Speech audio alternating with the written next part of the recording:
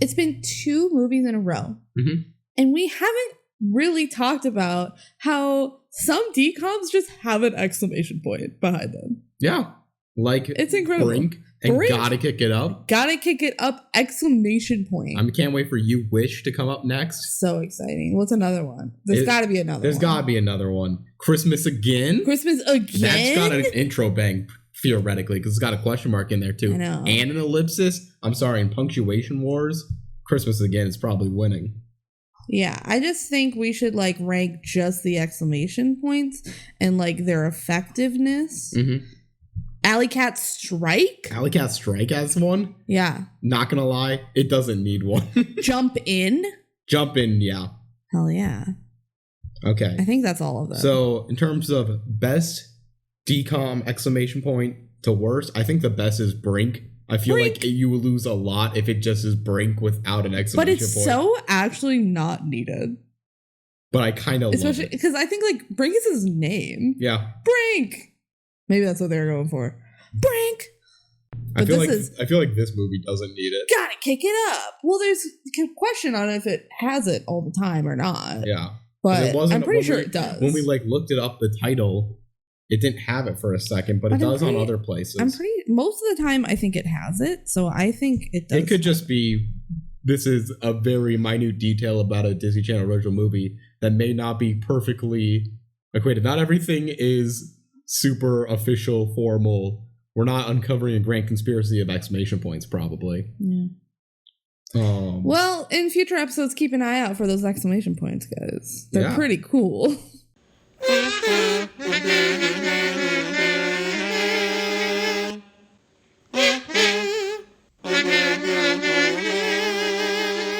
Welcome, everybody, to the DCOM Duo podcast. I'm Benji. I'm Kelsey. We're the DCOM Duo podcast. Yeah, this is our podcast. Yeah. We cover Disney Channel original movies. That's what the letters stand for. Yeah, in case you didn't know.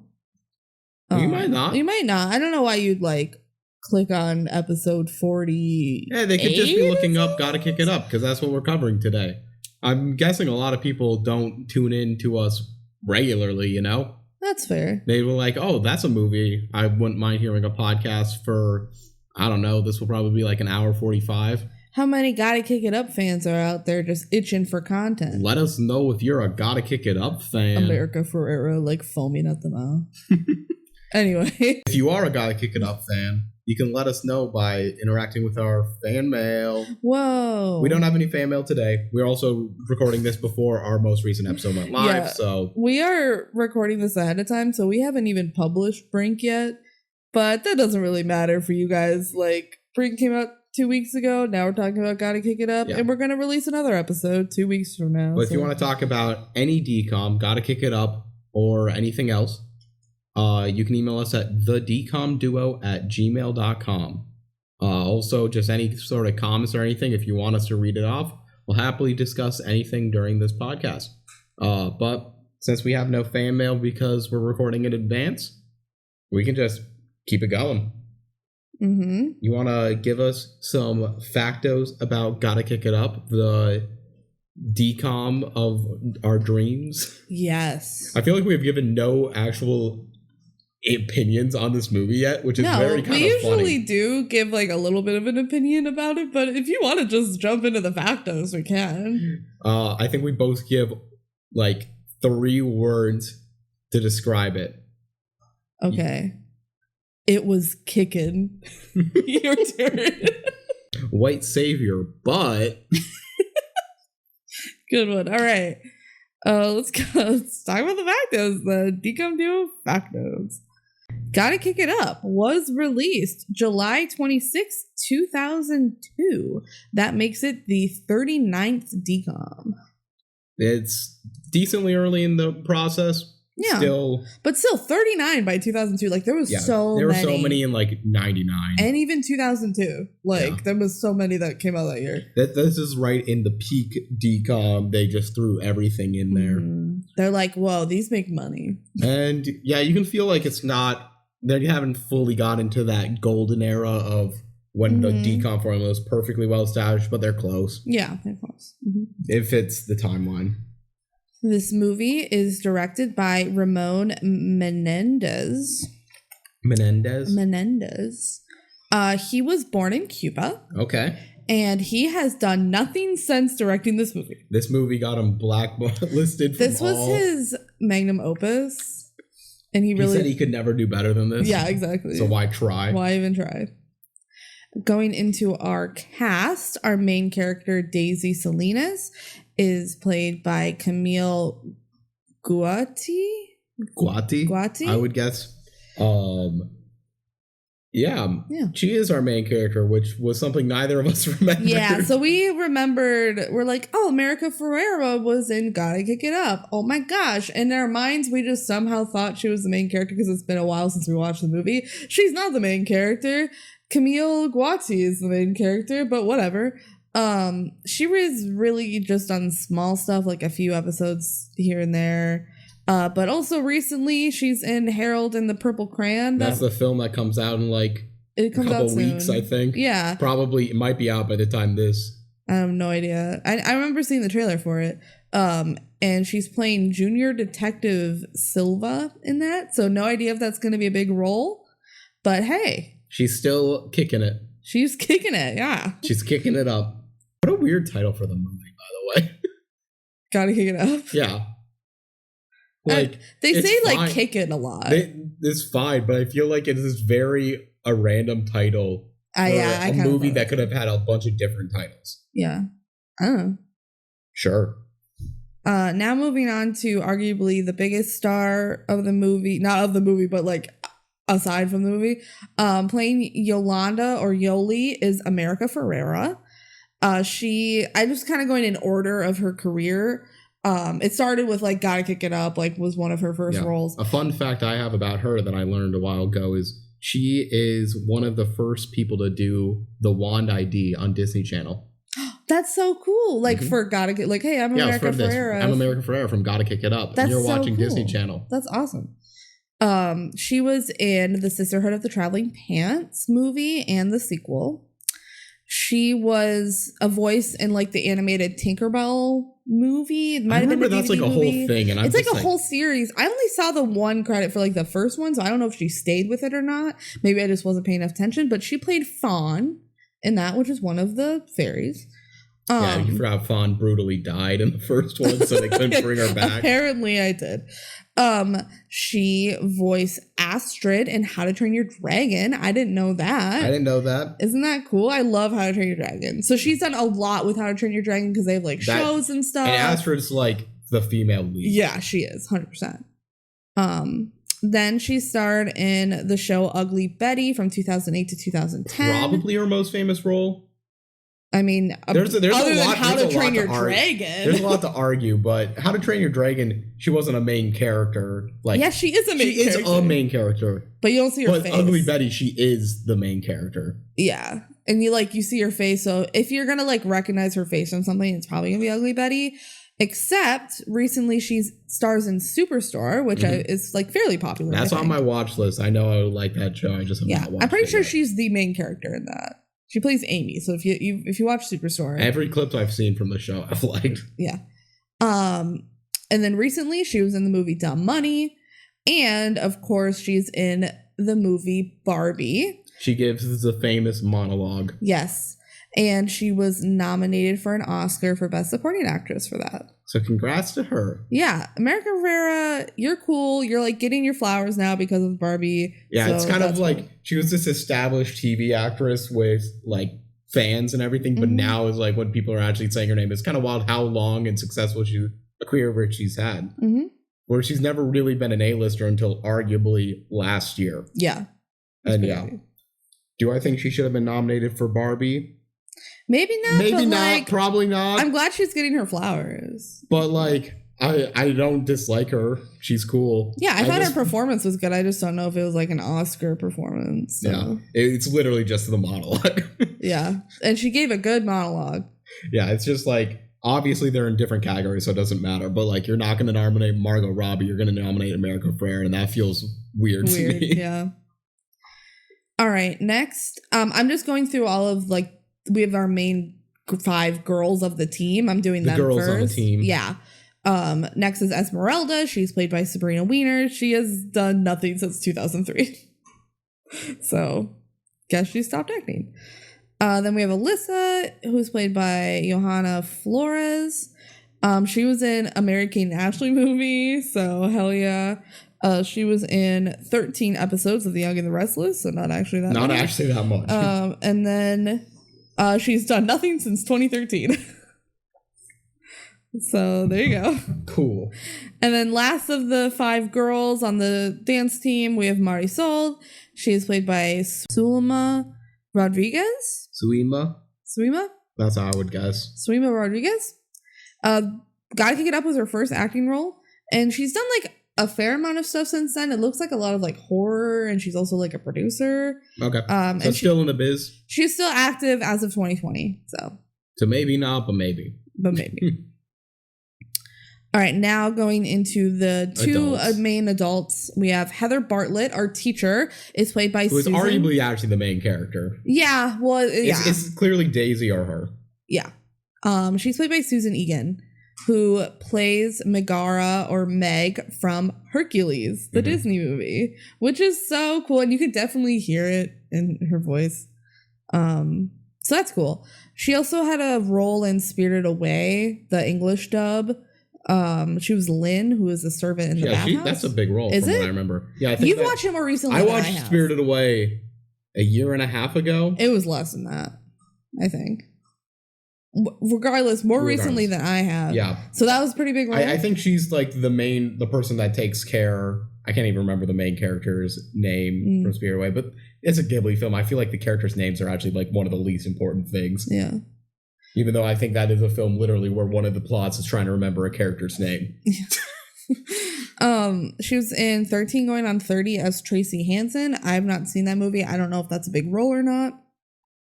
She was in 14 episodes of Steven Universe. She plays multiple roles in that. Again, I've not seen Steven Universe, so tell me if this is a big role. But 14 episodes seems like a lot. She plays Rose Quartz, Pebbles, and Pink Diamond, just to name a few. So it seemed like her most reoccurring one was Rose Quartz. So I'm guessing I've heard that's of Rose Quartz before, but only 14 episodes makes me think it's not a main cast. No, not a main cast, but like a reoccurring character. Yeah. So she's got some good voice acting. Yes, and she still is doing some voice acting, especially like she's reprised her role as Meg a lot in various Disney things, including like Kingdom Hearts and whatever else. She also had a career on Broadway. She originated the role of Belle in Beauty and the Beast on Broadway. The main reason I'm surprised about this, I guess Beauty and the Beast is a more recent film than I'm giving it credit for. It is. So and then they put it on Broadway. So. I wonder, was Beauty and the Beast before Hercules? It was, right? That's a good question. I wonder if that was the connection that got her into being Meg. She's also just like talented. Yeah, but like Disney specifically liked to search the Broadway circuits for 1991 was Beauty and the Beast. Let's look up Hercules. 1997. So Beauty and the Beast was before Hercules. Mm-hmm. I don't know when the Broadway one I'm guessing pretty soon thereafter because it's not that difficult to make out of. My guess is that she just auditioned for it and got it because she's talented. But yeah, she's good. Finally, we have Principal Zavala, is played by Miguel Sandoval. His biggest role, definitely, I clocked him immediately. He is in Station 19, or was in Station 19, as Pruitt Herrera. The show is now over. He also died partway through. His character died partway through. The actor is still alive. But it was a very big role in Station 19, so it's cool. He's also in Jurassic Park apparently as Rostagno. I've not seen Jurassic Park. My factos today are full of things I have not seen but are big. And you didn't want to do any research to figure out. Yeah, so like tell me if they're a big role or not. I don't know. He was in Air Bud World Pup as Coach Montoya. I'm assuming that's the main coach. That is the coach of the soccer team, I'm pretty sure. I have not seen Air Bud World Pup. Uncultured. And he's done a bunch of other small stuff. So that is our main cast. Cool. Now on to some fun facts. So this movie actually was based on a true story of a middle school dance team. I wouldn't say it's a famous story by any means. So what happened was I had to kind of dig a little bit to find this because I'm like, what story? Like, what kind of story did they see something in the news? No. The writer, whose name is Megan Cole, she was involved with the nonprofit Teach for America program that places instructors in under-resourced schools across the country. So Megan Cole landed at Nimitz Middle School in Huntington Park, where she started the campus's first competitive dance program. So she's just like, what if I was even better as a dance coach? Literally, she's just like, I'm going to write a movie about my experience. Right where you know. If you feel like this is a white savior movie, it's because she was a white savior. Yeah, she's white. I don't know. I couldn't confirm, but I'm assuming she is. Yeah. Let's get that off the back right now. This movie, first off, when we watched this for the first time in Jank House, when we watched everyone, we had a big celebration plan for that night where we're going to watch our 100th DCOM. Yeah, let's get into the story. So we had been watching for like 2 years. We're watching all these DCOMs. We're finally hitting 100, right? And as we're getting ready, we have it planned like, oh, tonight we'll like order food and we'll watch our 100th DCOM, which we had decided a while ago. We're going to save Phineas and Ferb Across the Second Dimension so that can be our 100th DCOM. Because that was the one we were most confident would be good. It's going to be good, right? So we saved it. And then during the day, we're just hanging out in our house and we're like, let's recount just in case. And turns out we had watched 98 DCOMs. I think we might have miscounted because we had a fake DCOM. We'll explain that story at some point. That's for another day. So we're like, shit, we have like 2 hours before we're scheduled. Like more people are coming to watch the 100th DCOM. What is the shortest DCOM of our remaining DCOMs? And it was Gotta Kick It Up. This movie's like an hour 24. Yeah. So we watched Gotta Kick It Up. And then later we watched Phineas and Ferb for our 100th DCOM, and we enjoyed it. Yeah. But what I'll say is, because of that unorthodox reason of watching it, and that none of us were like ready getting into that, we were watching it to get to the next one. Mm-hmm. Neither of us really remembered this that well. We remembered bits and pieces. I remember liking it. I did not remember it was this much of a white savior movie. No, I didn't remember that either. This is, other than The Blind Side, I feel like the most white savior-y movie I have seen. It rubs it in your face a lot less than The Blind Side does. Yes. Blind Side has the like, no, I'm not saving his life, he's saving mine. Like they literally say that. But this line would. They don't remotely say anything like that in this movie, but it is like, look at this teacher that they couldn't have done this without her, you know? Yeah. Also, I cut it out of like the writer, because in the article I read, it also mentioned specifically, like, she went to Harvard, and then she went to this underprivileged school. I'm pretty sure she's white. Like, just saying. Her name's Megan Cole. That is a decently white name. Pretty white, yeah. Now, for my last fun fact. In the Barbie movie that America Ferrera started, one of the last scenes, America Ferrera's real husband, who played her husband in the movie, like this is her real husband, he says, "Si se puede," in reference to Gotta Kick It Up. That's their little motto. It's a whole plot, like very small side plot where he's learning Spanish in the movie. Yes. And he says "Si se puede" is like one of the last scenes.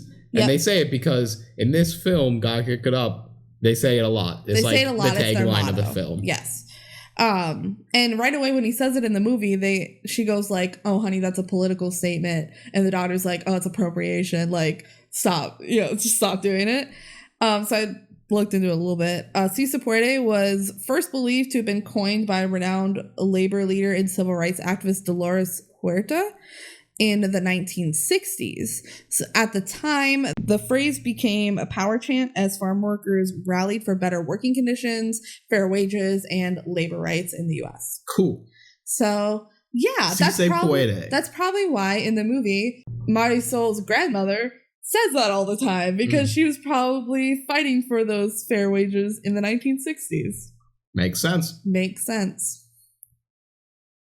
Okay, you ready for the Disney Plus subscription? Give me that Disney Plus subscription. Let's go. It's the beginning of a new school year at Marshall Middle School, but for one group of girls, it feels more like the end. The dance team coach has retired with no replacement in sight, but Miss Bartlett, the new biology teacher, has studied dance and accepts the role. After their first competition is a disaster, the team buckles down and greatly improves. But when the girls enter another competition, without school or parental permission, they risk losing their coach. The girls must cope with troubled relationships, failing grades, low self-esteem, and a lack of funds, but their new "se se puede" attitude pulls them through to the finals. I feel like it spoils a good amount. It really does. That's like the whole movie. Yeah. I feel like that is 90% of the movie explained. But, well, yeah, whatever. Whatever. It's fine. We don't get any of the interpersonal character drama, which is what y'all come here for. I mean, they hint at it, failing grades, troubled relationships, low self-esteem, money. That's the movie. Wow. I hope you guys appreciated that little sneak preview. Yeah. Otherwise, it's a fine Disney Plus description. Mm-hmm. It just says too much. Oh, do I say the line? Yeah, you did the movie notes. Sorry. I did the factos. I did the movie notes. So you want to jump into the movie? I'm ready to Christmas again into the movie. Question mark, exclamation point with an ellipses. Yes. God, so good. So good. Can't wait till we get to Christmas again. Maybe we'll do it for Christmas. Again? Again?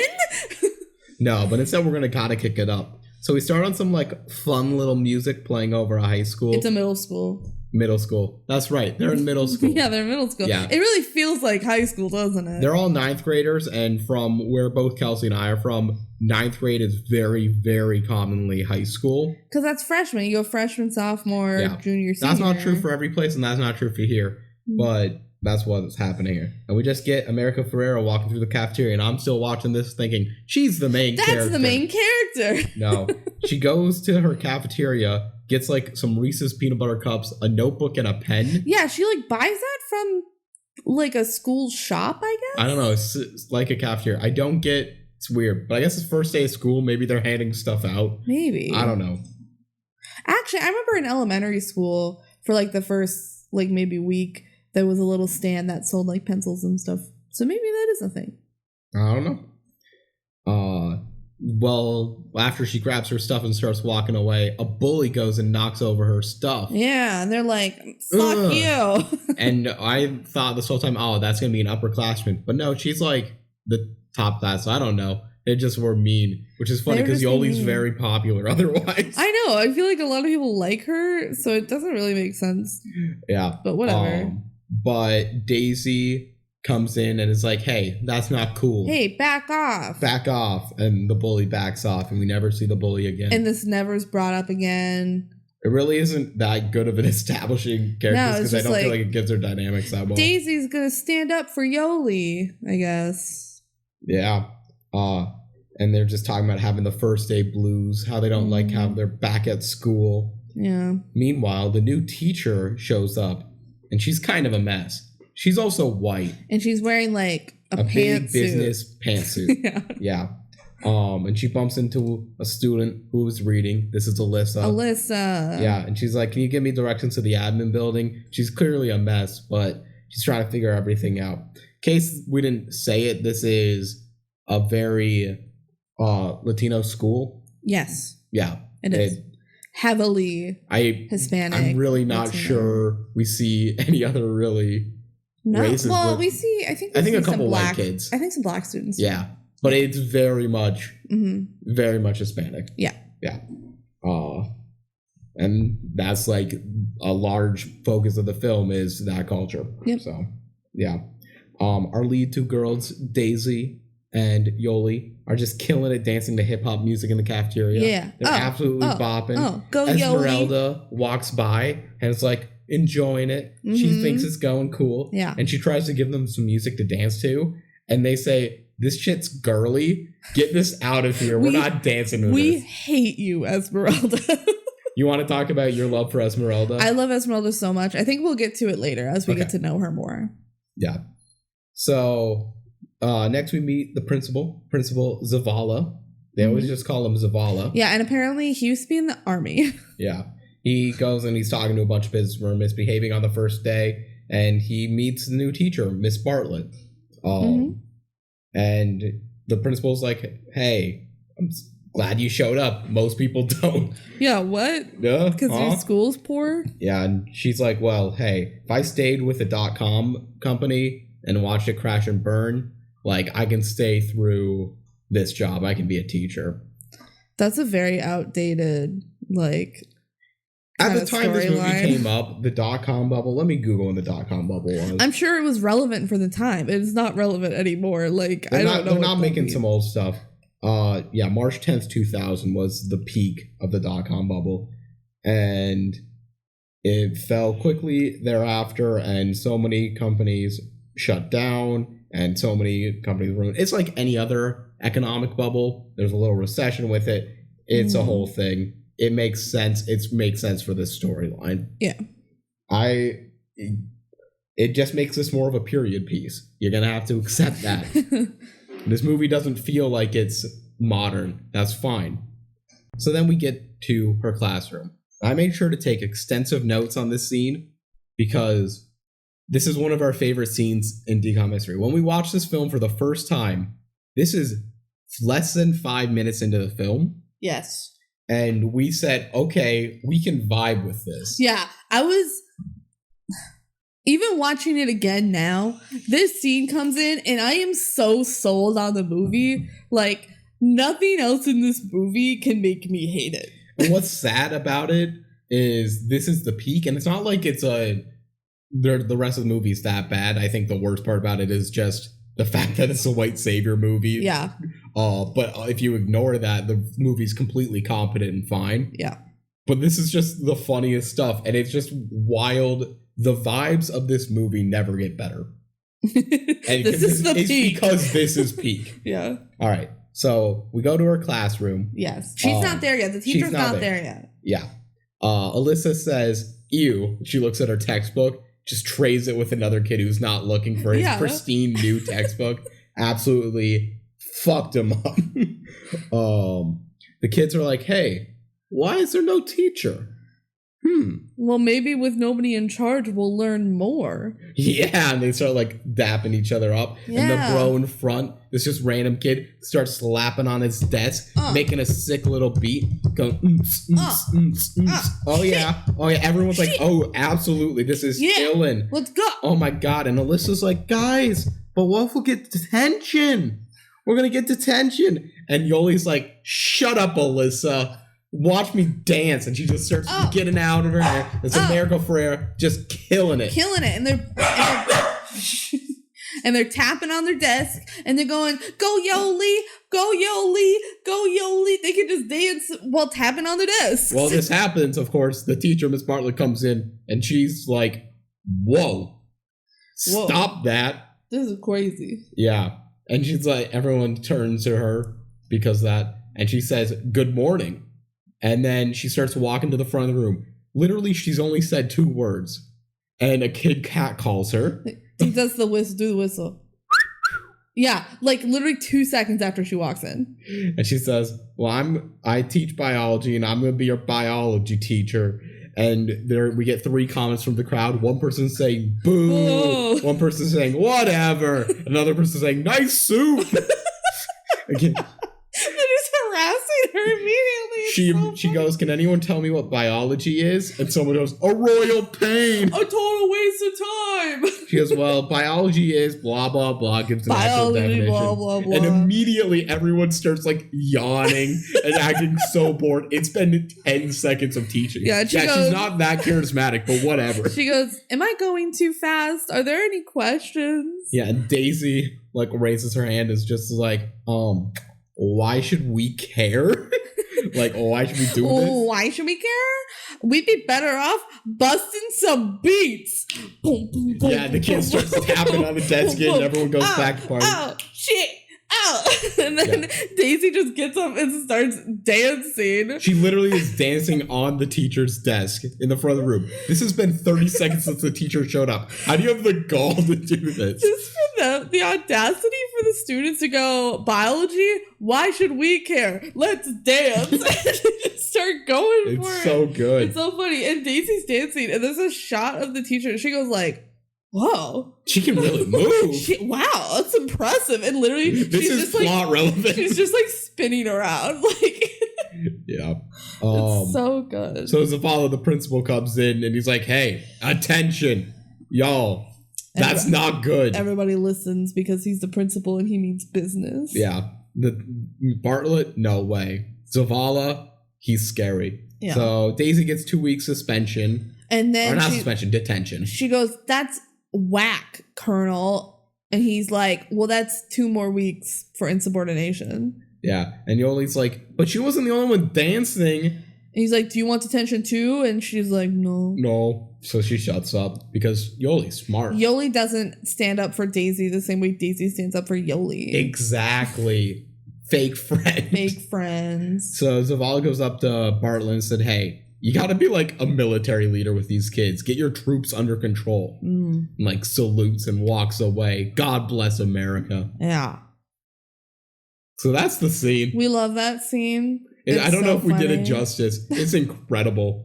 Go watch it. It's like the first funny. 5 minutes. Yeah. You don't need to watch the rest of this movie. That's just the vibe. Just end there. You'll get the gist of it. Yeah. So Yoli and Alyssa are out of class. All these kids have this class together, I think. Pretty much, yeah. Which is fine. Whatever. It happens. It happens in movies a lot. Yep. So Yoli and Alyssa are talking. They're like, oh, well, did you hear Miss Renee retired? She was the dance team. No, that means we can't have dance team. Yeah, there's no dance team. And they're like, well, that sucks. But Esmeralda's actually going to be the one that's going to freak. She's been waiting to do this for years. This is like her only dream. Yeah. So we cut to Esmeralda's house where she's posing in front of her music box. Her brother Junior steals it away and she goes chases after it. Yeah, it's one of those music boxes that has a little ballerina and she's just like in front of the mirror, like brushing her hair and looking at her little ballerina, and then her brother steals it, so she like chases him out and he hides under the table and she's like trying to get it back. And then the dad comes in and is like, give it back, Junior. And also the mom comes in and she's like, Mom, he's at it again. And the mom's like, well, did you make his lunch yet? These parents, we have problems with. We have so many problems with this. But yeah, the mom's just like, have you made his lunch yet? And Esmeralda's like, oh no. And she like goes to make the lunch. And then the dad's like, give it back. And then she gets it back. She gets the dance box back and she goes back up to her room. She opens it. She poses with it, dancing along with it. And there's a dancer on her wall. Yeah, it's like painted a mural. It's not a very good mural, but it's fine. I just can't believe the mom's like, well, you need to make him lunch. She's there. She can make her child lunch. Why does Esmeralda have to do it? I don't know. But this is the beginning of me loving Esmeralda. She loves her little ballerina. She wants to be a ballerina. So next we cut to Daisy, who's going and getting a ride with her boyfriend, Chewy. Chewy. Yeah. Chewy's a high school dropout. Yeah. Middle school dropout. We don't know. We're assuming he's like 16. He's old enough to drive. I think he's 16. He's probably 16 and Daisy's probably 14 because she's a freshman. And I'm assuming like 9th grade is could like, be you're like 14. Yeah, but it's the beginning of the school year. Yeah. I'm guessing she's 14. So the age gap like isn't crazy. I'm choosing to believe that it's not crazy. Because they did make a point that, like, he is a high school dropout. Yeah. He is not an adult. Like, he has a job, but that's because he was a dropout. Yeah. He works at, like, a mechanics. So they talk, and she's, like, complaining about having detention. She's like, I can't wait till I can drop out like you did. That's all I want to do. Yeah, and then we can start our life together. Yeah. In the real world. But I want to just hang with you, but I'm too busy with detention. Yeah, for a whole month. Yeah. He's like, hey, I once traded detention away for going and doing an extracurricular activity. Maybe you could convince the principal to do that. And she's like, maybe I can. Maybe I can. Yeah. Yeah. Next, we get Esmeralda, for some reason, somehow sneaking into the administration building. Like the office. Yeah. And just looking through the new teacher's file. Why did she even think to do this? I don't know. It doesn't really make sense. They don't give it much of an explanation. she finds the new teacher, Miss Bartlett's file. It's like, she went to Juilliard. Oh my God, for dancing. Yeah.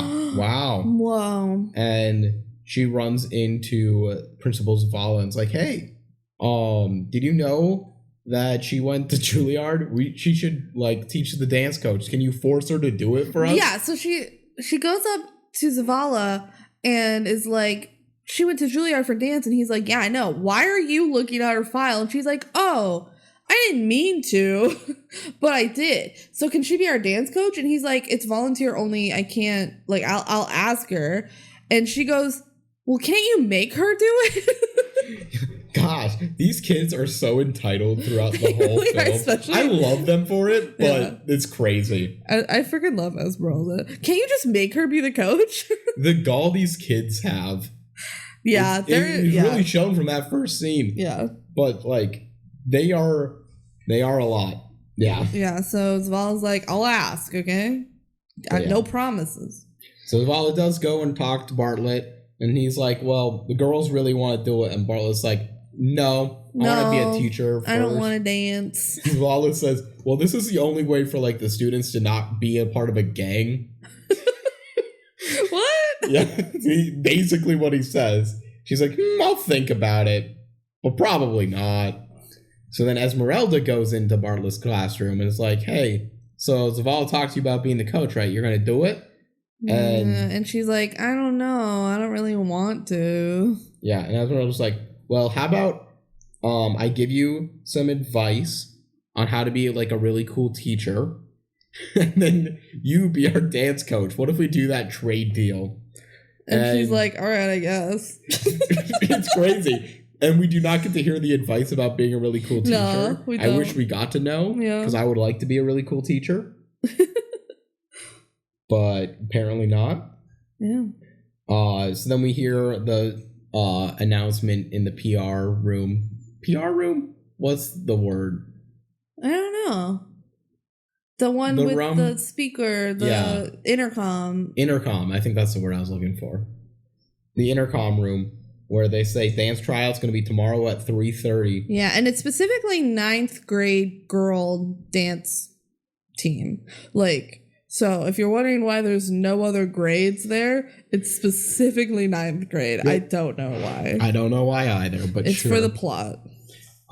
Daisy, Yoli and Esme, Yoli being Yolanda, Esme being Esmeralda. I just start shortening them because they also shorten them. Mm-hmm. They are, like, happy about it and they're excited. Like, Daisy talks to them, is like, hey, can I do this? I think it would be a way for me to get out of detention. And they're like, yeah, okay. Yeah, so she's like, go ask Zavala. And Zavala's like, Esme, do you think this is a good idea? You're the one who's, like, spearheading all of this. Yeah. And Esme's like, I guess. Yeah, sure. Like, she's a good dancer. Like, we saw her dance moves in the classroom. Yeah. So. And the principal's like, all right, you can join the dance team, but if you suck at it, or if you're a bad dancer. No, he doesn't say that. He's like, if you skip out on it or you're a delinquent, like, you're going back to detention. Okay, cool. And then they're like, yay, Daisy can join. Way to go, Esme, with the assist. Yeah, well, not really, actually. Well, she said, yeah, she should join. Yeah, well, what I'm saying is Daisy, after all of this, is like, aren't you... Esme's like, aren't you going to say thank you? And Daisy says, whatever. Yolanda was supportive of Esme.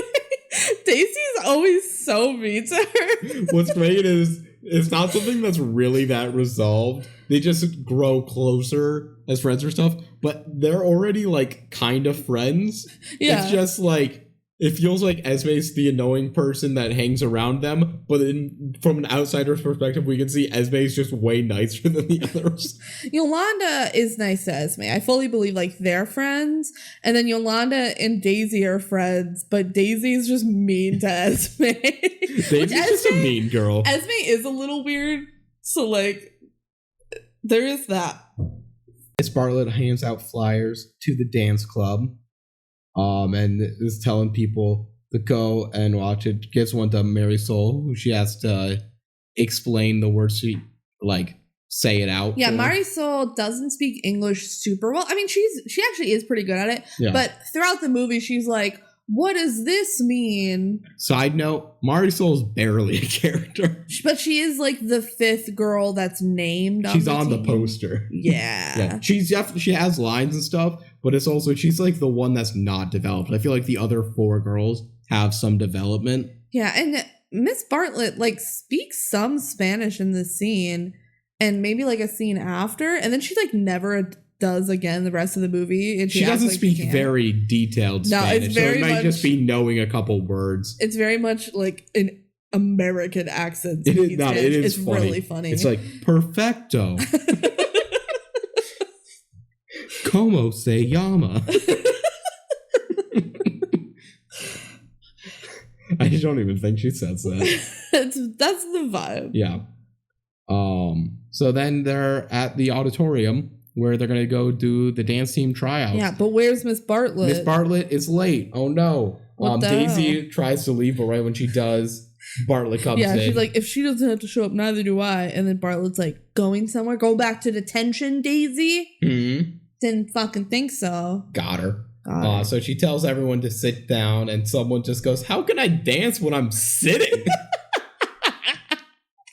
Got her. Some of these lines in like kind of the background are just so funny. Sometimes. This is a great one for like the random little comeback lines. If that's what you want in a movie, you can't do much better than this. Genuinely, throughout the whole movie, just random little lines are very funny if you let them be.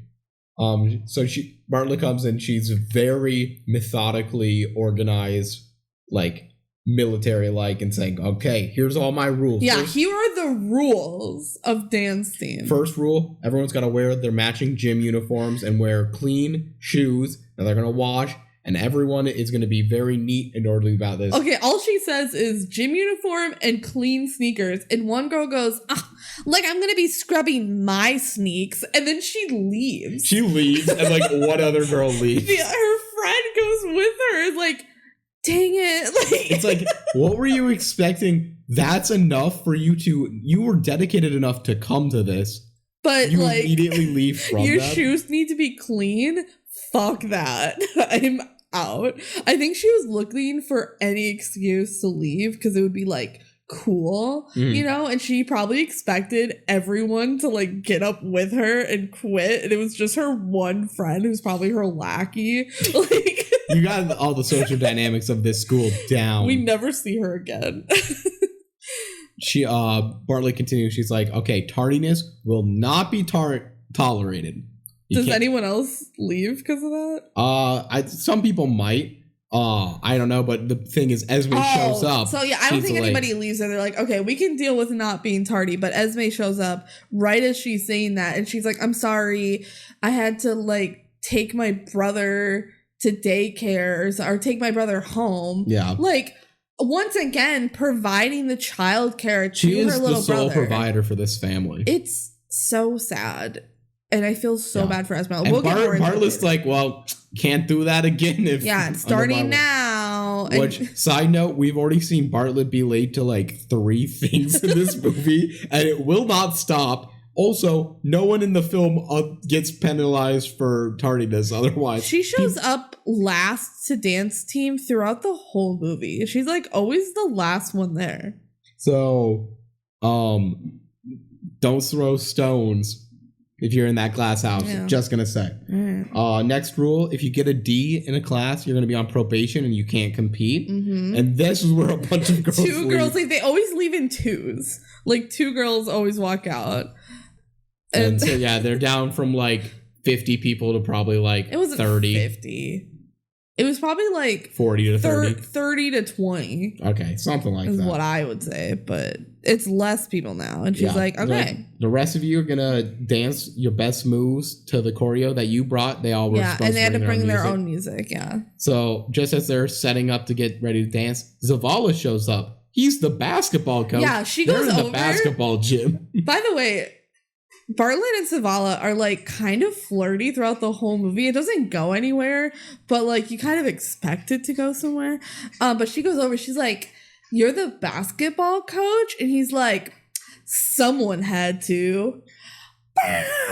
like puts on sunglasses.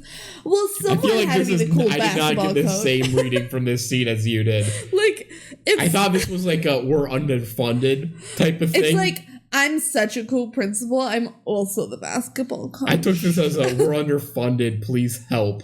I took it as him being like cool. No. So they squabble over who has rights to the gym. Yeah, the gym got double booked. Is what happened. He's like, we always have the gym Tuesdays and Thursdays is for basketball practice. And she's like, it's your office that scheduled me to be here. And he's like, well, it's a mistake. Like, I don't know, we can figure it out. How about you take this half of the gym and we'll take this half of the gym? Yeah, so they're splitting up the gym. Seems like it's gonna go great. So now it's time for dance time. Alyssa's gonna be up first, and she puts her music in the CD player that they set on the stool right behind them, and so they can get ready to dance. And she says, "This is something that I came up with." And right when she hits play and pulls her hand away, a basketball comes in and breaks the freaking machine. It hits the boombox, and it slices in half. Yeah, it's crazy. And everyone's like, well, that's not good. So Bartlett and Zavala talk, and they immediately just come up with a compromise that should have happened earlier. Well, Zavala's like, we can leave because you were here first. And she's like, no, you need the basketball hoops. And he's like, yeah, we do need the basketball hoops. Yeah, you can't really practice without the hoops. So she's like, we need music anyway, so we should just go find somewhere else. So they leave. The dance team leaves. Yeah, they go to the garage. Yeah, there's a shop class. Probably, yeah. Yeah, and then they play music on the car stereo, which I thought was very creative and a cool solution. So yeah, now actually first up is Marisol, who does a little classical dance. It was like a Hispanic dance. It was cool. Yeah, I liked it. Yoli does a sick-ass hip hop dance. Go Yoli! Go Yoli! She just kills it, always. Yeah. Alyssa does a classic, beachy... It's kind of country too, like a line dance. Oh, yeah. And she's like, I just came up with this, and it's clearly choreographed. That's Alyssa for you. Esmeralda does an R&B emotional dance. Oh my god, it's incredible. I can't believe it. This does not fit her character. It does. I love Esmeralda so much. This is when I'm like, I am her ride or die. And she ends on the floor yearning. It's kind of a interpretive dance with a slow R&B song, and she's just killing it the whole time. I can't describe it with justice. Go watch it. It's so amazing. And Bartlett's once that's over, well, that's it. That's it. And Daisy's like, what about me? Yeah, and she's like, I saw you dance in the classroom. You're clearly good enough for this team. Did you not see my eyes in that scene? I'm like, whoa. This girl can really dance. Yeah. I need to see if you can be in a team, Daisy. I don't care about your dance moves. I know you can dance. Bartlett's like, all right. So if we're only gonna do this if we want to win. So everyone's gonna go get in shape. We're all gonna be really smart about this. You're no longer focused in school. It's about dance. See you all 3:30 tomorrow on the track. We're gonna go run some laps. Yeah. So it's the next day. They're on outdoor track. They really do nothing other than dance for the rest of this movie, by the way. Pretty much. Yeah. They did. You think this might be a school movie with dance as an accent? No, it is fully only dance. Yeah. So they are on the track. They go and finish a lap, and they're all tired. And Bartlett's like, go do another lap. It's insane to me that Bartlett had to be convinced to run this dance team, and she's like, well, if I'm going to run this dance team, I'm going to do it fucking right. These are my rules. Go run laps. We're only here to win. She didn't want to do this. She wanted to seem like a cool teacher, and she immediately goes in like a tyrant. It's crazy. Yeah. There's coaches who are like that, but also I don't expect that from someone who's getting their bearings in a school setting, who in a classroom setting was immediately lost control of her classroom 3 times in the first 30 seconds. True. I wonder if this is what the writer was like.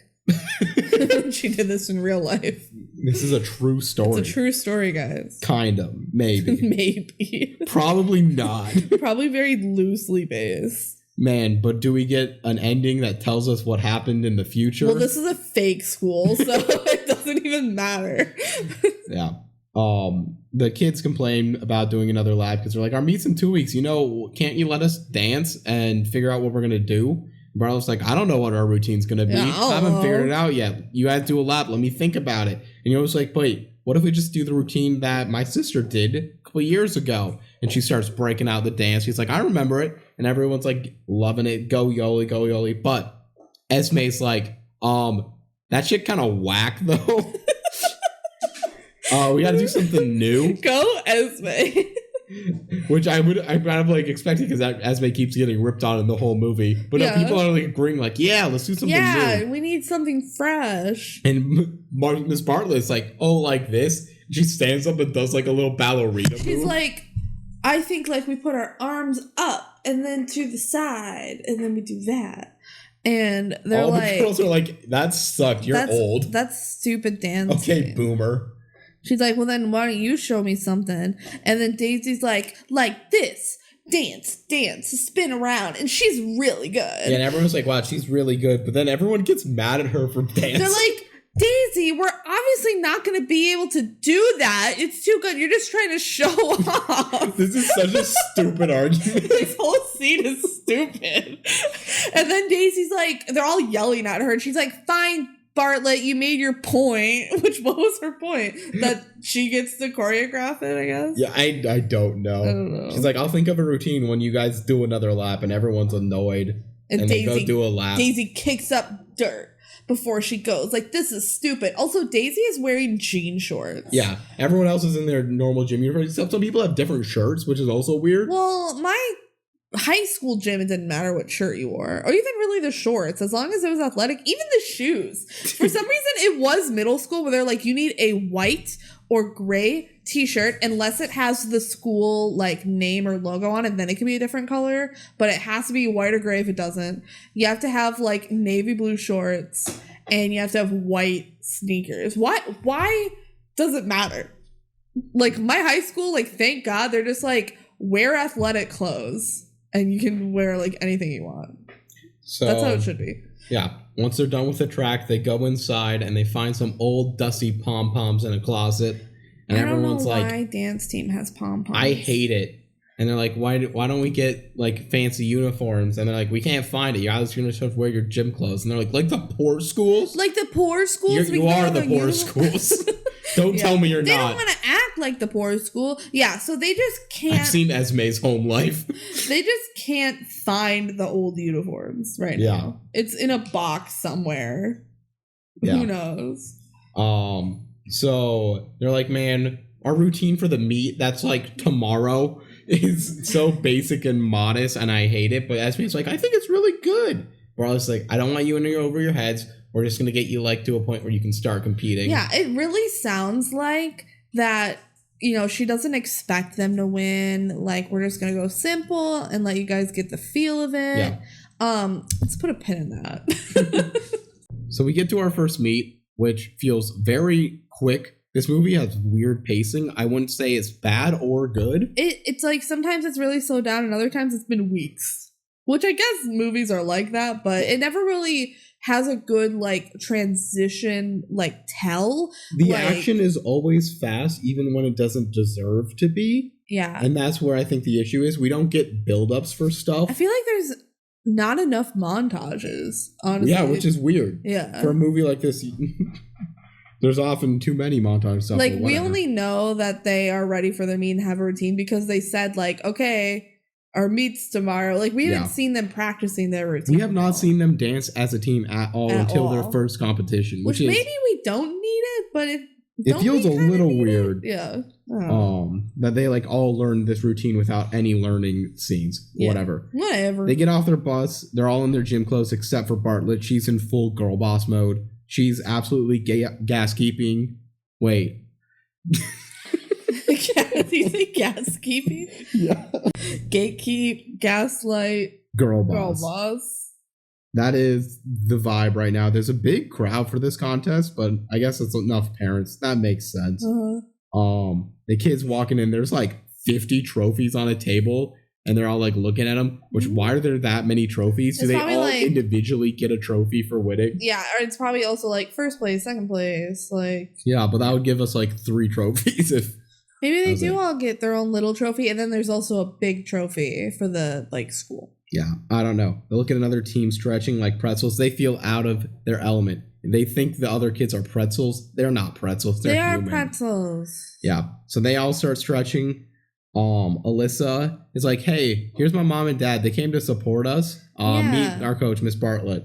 Hi, we're Alyssa's parents. I really hope this helps her get into college. Oh, yeah, because earlier Alyssa's like, I really need to get a dance team. It's the perfect extracurricular to get into college. Mm-hmm. Is it? Okay, Sabrina Carpenter. That's a me espresso. Not the reference I was going for. From Adventures in Babysitting? Yes.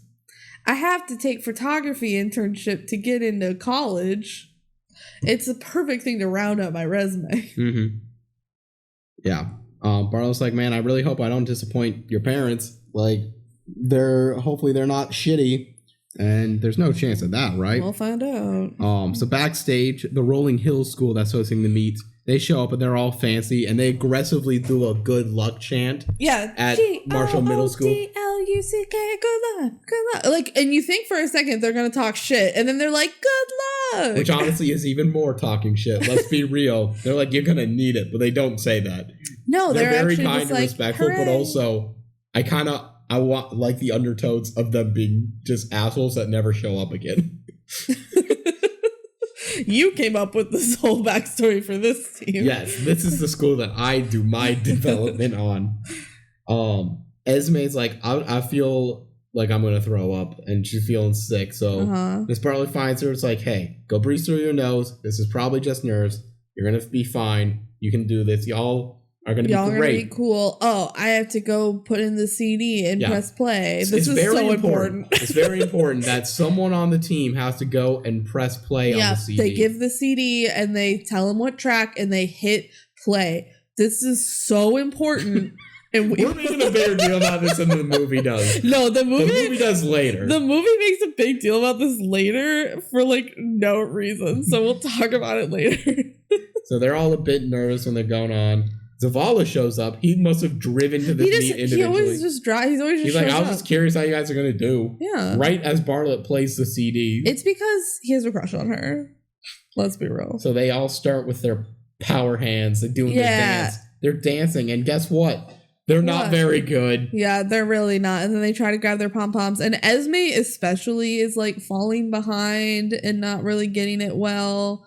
Daisy's trying, but it's just not very good. And then Esme runs into Daisy and kind of knocks her over.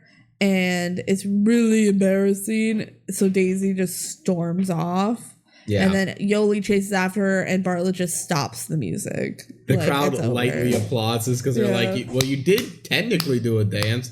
It wasn't all awful, but it was pretty damn bad. It was pretty bad, especially seeing the other team dance. They were very coordinated. This was second percentile. Yeah. It was bad. Which, again, I'm sorry. I keep going back to this. Why do they have pom-poms? Is that a thing? I don't think dance team usually has pom-poms. They're very much dressed. It's really more of a cheerleading competition. They're dressed like cheerleaders and they have pom-poms like cheerleaders, but they're not cheerleaders. They're dancers. I'm going to look this up. Does dance team have pom-poms? A dance squad may use pom-poms in some of their dance routines. A dance squad that uses pom-poms in all its dance routines is called a pom squad. Pom squads also use kick lines. So I knew kick line was part of dance team. My mom used to be in dance team. Wow, we should have got her for this podcast. We really should have. She would have known a lot about dance team. She also coach dance team. Whoa. Mm-hmm. Did you dance? I did dance, not on dance team. I danced in a dance class, apart from school. It was when I was young. I danced for 1 year in kindergarten. Nice. You were the one boy. Yep. A lot of the really young groups have just one boy who just steals the show. That was me. Yeah. Heck yeah. All right. So they crashed and burned. Yeah, they go backstage. Daisy immediately just shows up at Barlow's I quit. We're done. I quit. And also Alyssa's parents were like, Man, that sucked. I hope she gets into college. This is going to go on her resume. Yeah. So Daisy's like, I quit. That was stupid. And everyone's like, yeah, that sucked. That was really bad. And then Alyssa's freaking out. She's like, we suck so bad. And her parents are like, it's okay. This was your first time. Like, you're going to do better next time. They're actually being really nice. Yeah. Sometimes her parents are like really cool. Other times they're like a little Alyssa's bad. parents are fine. Overall, they're good. They are the best parents in this film. Overall, they're definitely the best parents. They're way better than Esmeralda's parents. Notably, we only see one other pair of parents. That's true. It's Esmeralda's parents, and I hate them. So, and I love Esmeralda with all my heart. So now they're walking back to the bus, and Esme's talking to Bartlett, the teacher, and then she's like, hey, if you don't want to do this, you can quit. Like, we don't want to force you to do this. Mm-hmm. And she's like, I don't hate it. I don't like that you guys think that I hate it. I'm sorry. And she's like, well, it feels like you're holding back on us. Yeah, it's like you won't teach us everything you know. Yeah, Bartlett has like a moment of realization. Oh. So it's the next day. It's the weekend. Yeah, it's Saturday. And Daisy's getting a ride from her boyfriend, Chewy. Mm-hmm. Spelled C-H-U-Y. Chewy. She's like, I forgot my backpack in my locker. I don't know why she did that. She forgot it. Yeah, you don't on purpose forget anything. Yeah. I don't know why this is something you mentioned this multiple times during the film too, and I'm like, I don't get what the problem is. How do you here. just leave your backpack in your locker? Like, I had my backpack on me the whole day. Unless maybe people have different lives than you. Maybe you're not allowed to have your backpack because it's middle school. Because in my middle school, you weren't allowed to carry around your backpack. Sounds like you would keep it in your locker. Maybe you forgot to grab it after. I would have forgotten to grab it. Well, maybe you're just better than Daisy. You ever think about that? I am better than Daisy. Suck it, Daisy. Okay, so she gets her backpack, and while her and Chewie are just like talking in school, she hears some music coming from the gym. Yeah, she's like, what? Who's here on a Saturday? And we see she sneaks like the peek in the gym, and it's Bartlett. She's absolutely kicking it up. It is. She's so fire funny. burning on the dance floor. She is dancing, and I can't do it justice because it's a podcast, but the way she's dancing is so funny to me. It's supposed to be like really good dancing, and it really just reminds me of like the Napoleon Dynamite dance, which is really good. I don't see your problem. It's so funny. And Chewie's like, whoa, she's hot. Yeah, she was like, she kind of smoking though. I mean, her moves are good. She's a really good dancer. And Daisy's like, why didn't we ever get to see that? Yeah, she's like, apparently she is a good dancer, and she's been holding back on us. And Bartlett finishes her set, and then she, like, right when the last note hits, sits on the ground and starts sobbing. She starts crying. It's like, wow, what a moment. I haven't danced in so long. So we cut to cafeteria the next day. Maybe not the next day. Like, it's a school day. Yeah. Daisy and Yoli are eating lunch together. And Bartlett comes over to come in to convince Daisy to rejoin the dance team. Daisy's like, no, I'm not going to do that. Hey, why were you dancing on Saturday? You were, like, really good. Why didn't you show us that, huh? Yeah. And Bartlett's like, there's a lot you don't understand. It's all complicating. Dancing killed my grandma. She does not say that. Do you even know that reference? Yeah, it's Trolls. Yeah. Do you know why singing killed his grandma? I had it explained once. I don't remember it off the top of my head. You don't understand, Daisy. Dancing killed my grandma, okay? Yeah, but she's like, everyone deserves a second chance. You should give us a second chance. Us, the dance team. Also, you're the only one in the team that can dance. True. So now we're at dance practice, and they're like, okay, we're going to throw out the old routine. You guys were like, we need to dance in our practices, and you know what? You're right. You're right. We're going to dance, but we're going to focus on the rhythm. 1, 2, 3, 4, 5, 6, 7, 8. Stretch. Dance. Yeah, they're doing small movements to the specific beats. 5, 6, 7, 8. 1, 2, 3, 4. This is very good for a podcast. Yep. And then Daisy comes in And she's like, good to see you, Daisy. Glad you could join us. And Bartlett's happy about it. She's done with detention, by the way, Daisy is. She doesn't have to be here anymore. She wants to be here. Yep. Bartlett's like, okay, Yolanda, you said you wanted to dance. We can actually dance. Yeah, we're going to dance today. All right. Now, let's go this way and this way.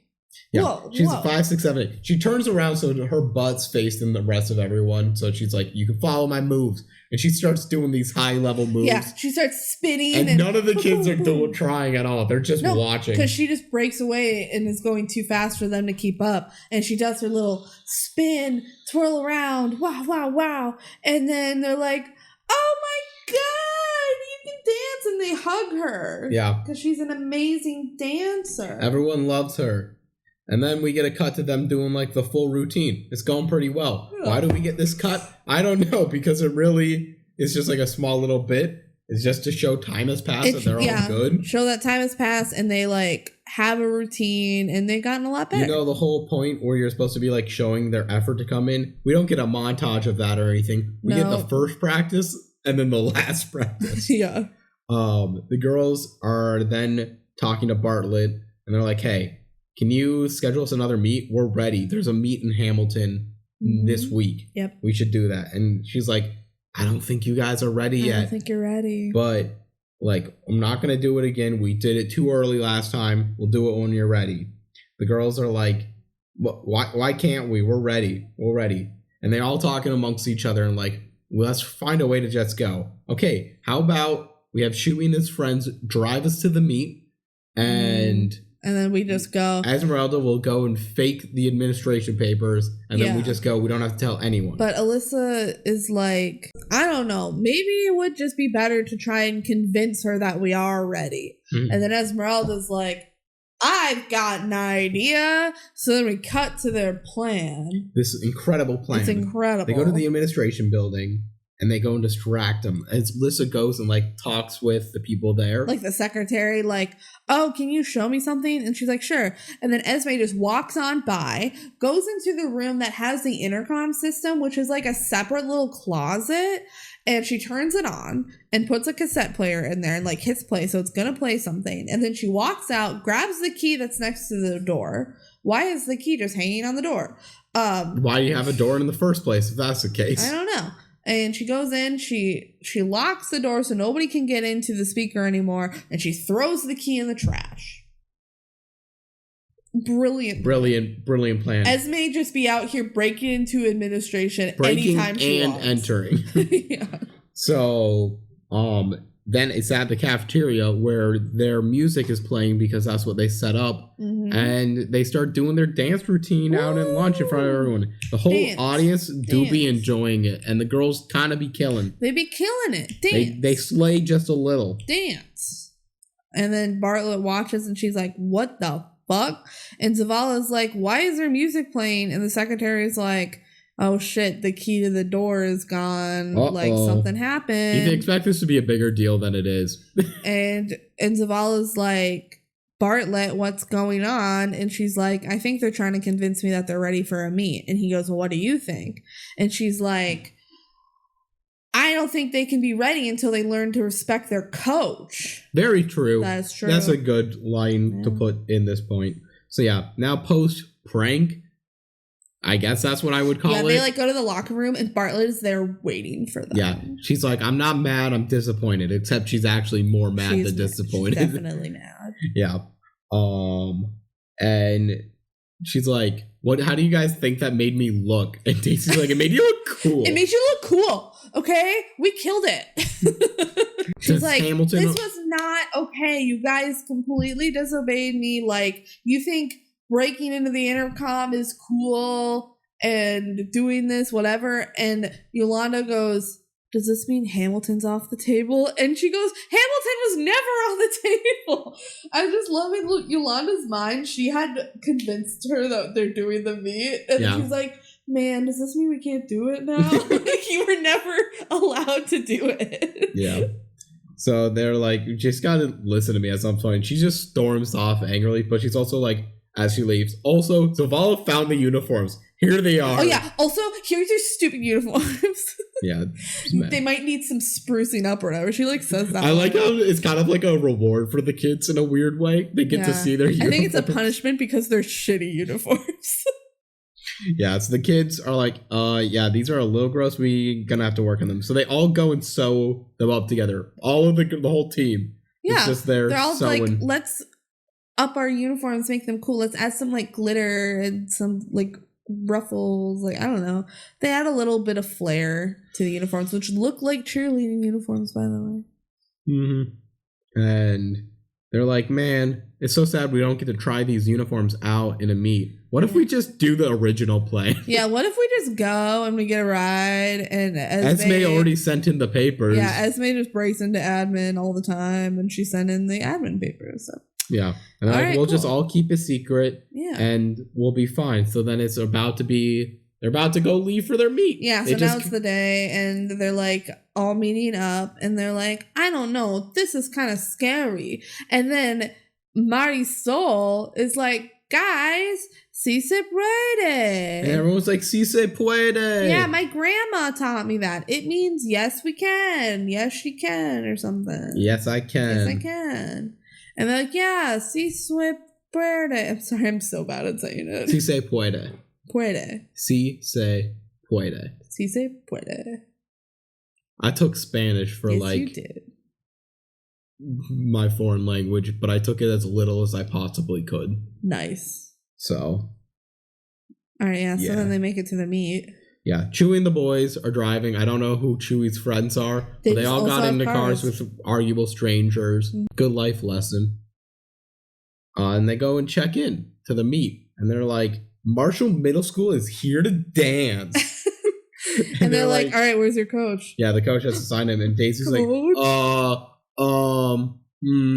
she's in the bathroom. Yeah, see, because we were like late getting here and she really had to go in the bathroom. So she said she wanted me to sign us in. And the lady goes, okay, you're signed in. And they're like, cool. Cool. Like, sidebar. Number one, this security did not do her job well. If you're going to ask that question, get a better answer than clearly like someone not figuring out the answer for a while. Yeah. Number two, personal anecdote.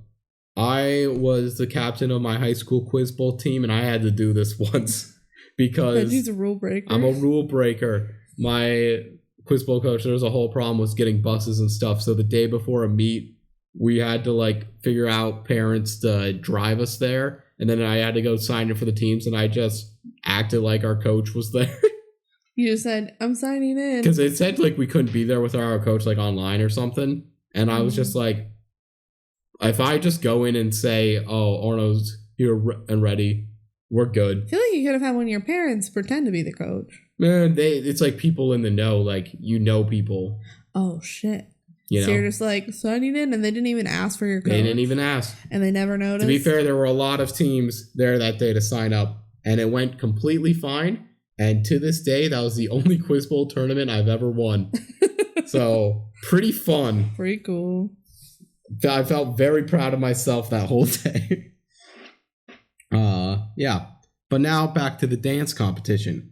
They get to the stage and like the person managing the whole backstage, everyone's like, you guys are on in 5 minutes. How are you this late? And they're like, well, we're here now. How did they mess up their timing this bad? Well, they had to like get together. Like, it's very unorganized because, and they probably had to like lie to their parents about where they were going. But they're going to be on in 5 minutes and they realize they have a problem. Oh my God.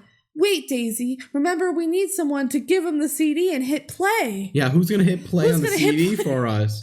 And Daisy sees Chewie and she's like, oh, yeah. So she goes over to Chewie and she's like, all right, you have to hand them the CD, tell them it's track number 3, and then hit play when I nod at you. And Daisy's like, oh my God, you got to get this exactly right. And Chewie's like, track 1?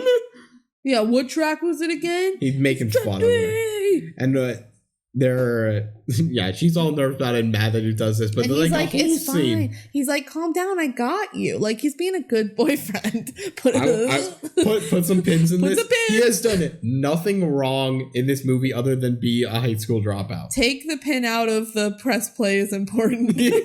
Because this is where, like, they have this whole mini side plot of, like, who's gonna press play for us? When it's so unimportant. Why can't the guy running the stereo hit play for them? They should be able to. Yeah. Anyway. Yeah. Then, like, a different team's about to go on, and the girls do the good luck chant. They're like, G-O-D, G-O-D, yeah. good luck.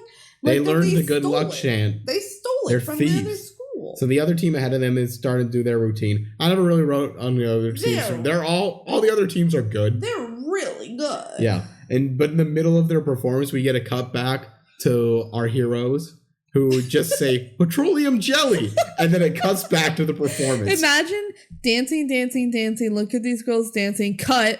It's petroleum jelly. And she's putting it on another teammate's teeth. And then it cuts back to the dancing, like 2 seconds. It's petroleum jelly. And then they're dancing some more, and then it cuts back, and she's putting the petroleum jelly on their teeth. And they're like, what the fuck are you doing? And she's like, it's supposed to remind you to smile. Mm-hmm. Which I guess so. It's really dumb, though, because to put the scenes in, like, the wrong order. We don't get the explanation right away, so it's just dance. It's petroleum jelly. Dance. It's like my favorite club mix. It's petroleum jelly. Put that as like a tag in like a DJ mix. It'd be so good. Boom, oh my god. Yeah, it's that's petroleum jelly. Boom, boom, boom. So,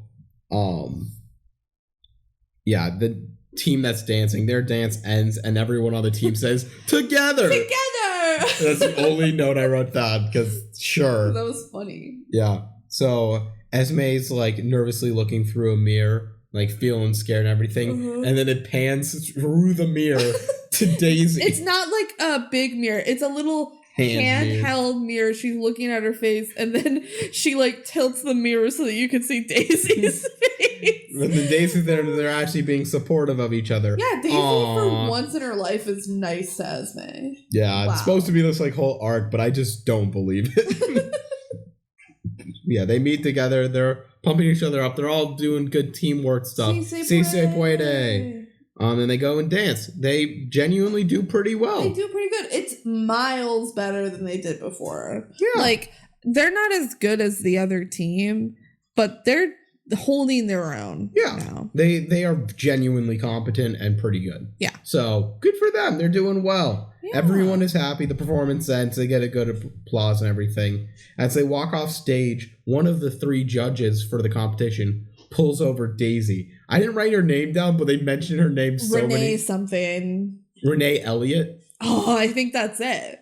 That's Renee Elliott over there. Let's pretend it is. It might not be Renee Elliott, but we're gonna say it's Renee. We're gonna say that is Renee Elliott. Yeah.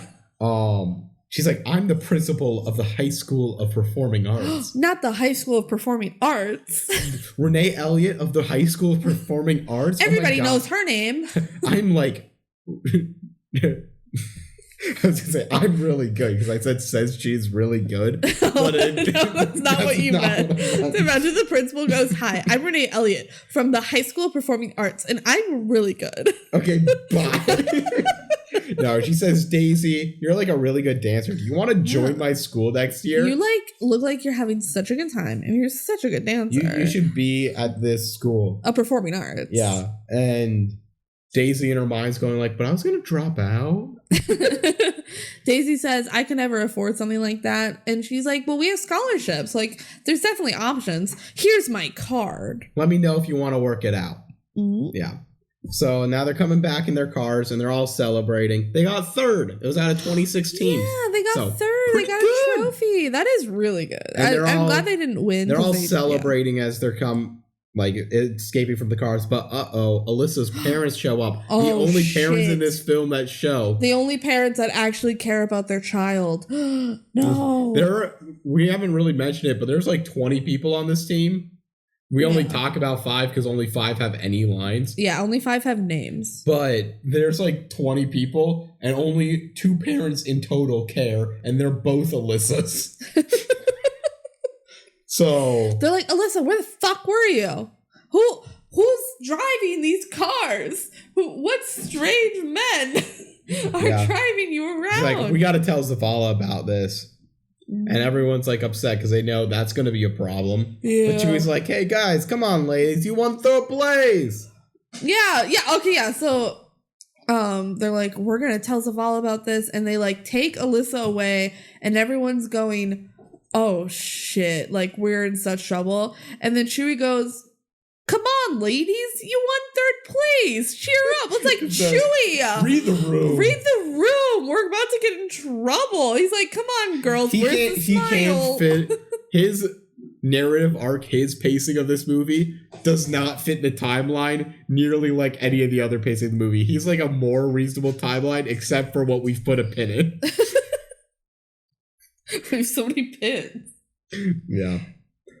So now we cut to Esme's house. In case you forgot, she's the only other one with parents that we get to see on screen. Yep. And the parents are mad that she wasn't home to babysit. Yeah, they're like, you were supposed to babysit your little brother. How was he going to eat food? And you haven't even made his dinner yet. Both of the parents are home. They're home, and they're like, Esme needs to make whatever his little brother's name is. She needs to make him dinner. Junior is his name. Junior. Esme's not here to make Junior's dinner. I make my own dinner because I'm an adult, but our daughter needs to make our son's dinner. It's ridiculous. They're like, where were you? And she's like, I was at a dance competition and we got third place. It was amazing. And they're like, but you didn't make your brother dinner, so go to your room. And whatever. And she's like, I did something today that made me happy. I do so much for this family, and for once I wanted something for me that made me happy. And they're like, go to your room. They realized during the conversation that they may be on the wrong side of history, but I'm not giving them a redemption. I think this is the last time we see them. Pretty much. So, Esme deserves better.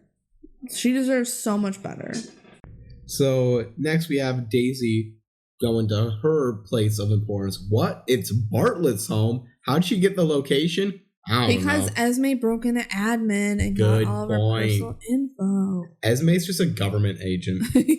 Yeah, so they go and they hash it all out. They have a full fight / heart-to-heart. Yeah, it is kind of weird. Bartlett's being like, all I want is respect from you guys. I don't care that you got third place. And Daisy's like, we don't feel like you believe in us, and that's why you weren't letting us go and compete. Which it was strange that she's like, no, you're not ready. Like, when she put them in a meet so fast, that it really did seem like, this is my pin. It really seemed like she was like, oh, I'm just going to keep your routine simple, like, just so you guys can participate. Like, you're probably not going to win. And then they crashed hard and lost. And she was like, I can't put them back in a competition now. Like, it was weird. And that's what they're talking about. So Bartlett completely gives a whole monologue about how she went to Juilliard, and she's like talking to a 14-year-old, which I thought was kind of weird that you're laying this all on a kid, but maybe it is so that you can like connect emotionally. I feel like this is fine. Yeah. Especially a kid that you have this much of a connection to. Yeah. So she's like, I was only in Juilliard for 2 weeks. Yeah. She's talking about how as a kid, her parents pushed her so hard. So they said, well, that was good, but you can be great. Well, that was good. You can be great. In dance. And in dance. And it was all dance. And she was like dancing. And she got into a dance scholarship for Juilliard. And she was going there, ready to do everything there. And after 2 weeks, she just quit. She couldn't take it. Freaked out. She's like, everyone here is so good and I'm not that good, so I quit. She only gave it 2 weeks, which like, damn. If I was her parent, I'd be like, go back. But she didn't like what her parents were doing. Give it a semester. Is what she was saying. 2 weeks and she made up her mind. Well, she does regret it now, but yeah. She dropped out and she got a job at a .com company. Well, she went to college, she said. She came home. Did she finish college? I didn't think she did. Oh, she said, I dropped out of Juilliard, went back home, went to college. Okay, I missed that. Yeah, no, she went to college. How else would she be a white savior if she didn't go to college? Good point. You mentioned like, oh, she's only there for 2 weeks and she put it on her resume. But it's Juilliard. It's Juilliard. Like, there's a big advantage if you can just say you got into Juilliard, you should say it. Troy Bolton be like, Troy Bolton was accepted into Juilliard on a scholarship. He puts that on his resume. Didn't go, decided not to. I'm too good for I chose Gabriella. I didn't choose basketball scholarship. Yeah. Or was offered basketball scholarship and Juilliard scholarship. Did not take either. But yeah, of course she puts that on her fucking resume. Like, it looks good. I was in the honors program for half of my college career and then I decided to drop out of it. But I put it on my resume, like, hey, I was in the honors program. And if they asked about it, I could say I dropped out. But if it kind of looks like I didn't drop out, then that's kind of cool. Yeah. I didn't flunk out of honors. I want to be clear about that. I decided not to do it anymore because I wanted to focus on other things. But yeah. So after she got her job at the .com bubble, broke. Crashed. It burst. That's what the terminology is. Okay. And she's like, well, I got to go to any place that would take me. This school had a help wanted ad, so I went there. And that's why I'm teaching here. Yep. Also, I wouldn't let you guys compete, not because I didn't feel like you could do it. I just couldn't stomach, like, me failing you. Yeah, she's like, when I was at that competition and I saw you guys crash and burn, it took me back to that place.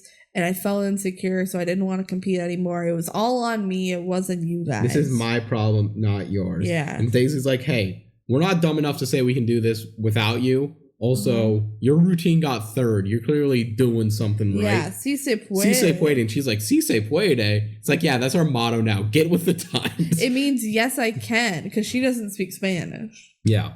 And so we're going to do this. We can get to regionals. We can do it. Randomly, she just mentions regional. She's like, with you, we can go to meets and we can make it to regionals. Like, it's so glee of them to just be like, regionals. Whenever I hear regionals or like someone in a movie or anything go like, what about regionals? I don't think of Glee. I think of the Glee parody episode from Community, which is just, they always go, what the hell is regionals? What the hell is regionals? Why you guys keep talking about regionals? Regionals are really important, okay? It made us laugh because they've never mentioned it in the movie so far.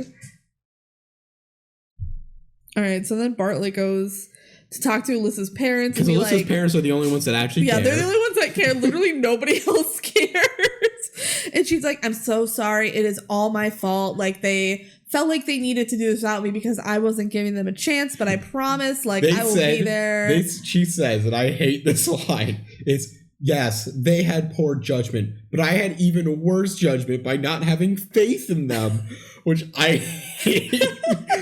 She's like, your kids who snuck out, lied to all of their parents, got forged documents, people who were high school dropouts to go drive them to a school, forged documents, all of this stuff.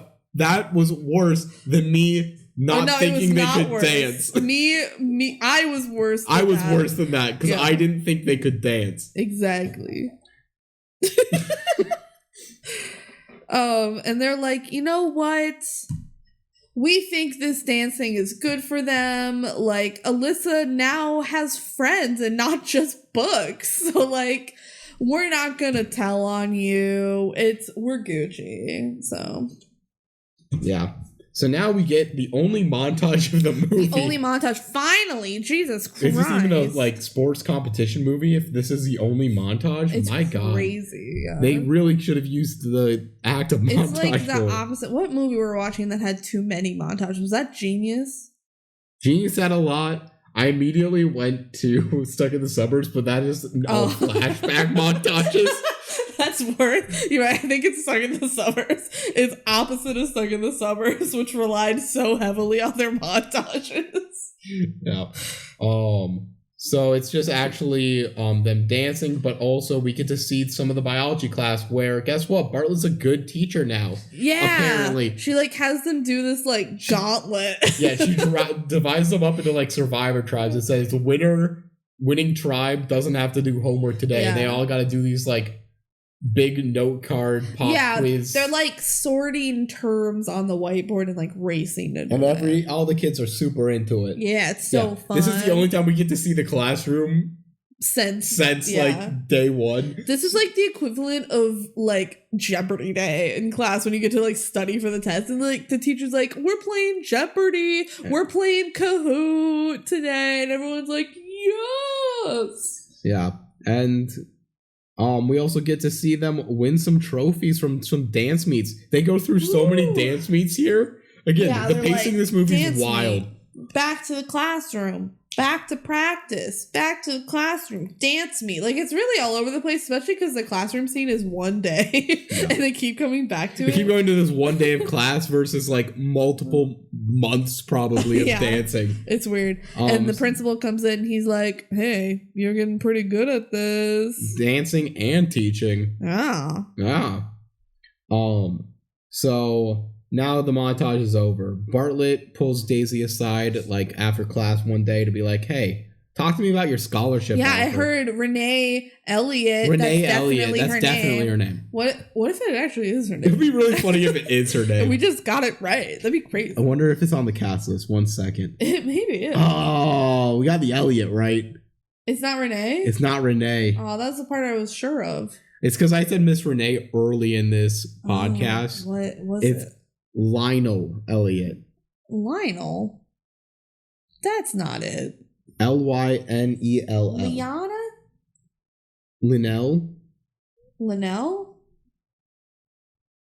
Linnell Elliott? Linnell Elliott. That sounds more right. We're gonna keep saying Renee. So you got a call from Renee Elliott? Yeah. What about Renee Elliott? And Daisy's like, I don't think I'm gonna do it. And Bartlett's like, but what about "se se puede"? Yeah, I can say it now. I can speak Spanish. Who was "se se puede"? And then she starts talking about the reasons that she doesn't want to do it. I'm gonna take the pin out here. Welcome to the 10 minutes of this film, maybe even just 5 minutes of this film, where Chewie goes from a completely respectable guy to a horrible, abusive, terrible piece of shit. Listen to how many red flags come up in these next 5 minutes that do not exist in the rest of the film, including after this 5 minutes. True. Yeah. So they're talking and she's like, well, you should do it. And Daisy's like, I don't know. Like, I don't think so. Plus, Chewie doesn't want me to. He already thinks I don't spend enough time with him because of the dance thing. And he also says it's something that he doesn't think I'll do. Like, I'm just going to set myself up for failure. Like, what? It's like whiplash. We're like, Chewie said that? Literally, the last words we heard Chewie speak was, come on, ladies, you got third. You got third base. Remember, he hit play for them. That was a big deal. A big moment. But now it's been like weeks of her just dancing all the time. So I guess he's fed up and is like, you shouldn't go to a dance school because you're just going to fail. Yeah. What the fuck?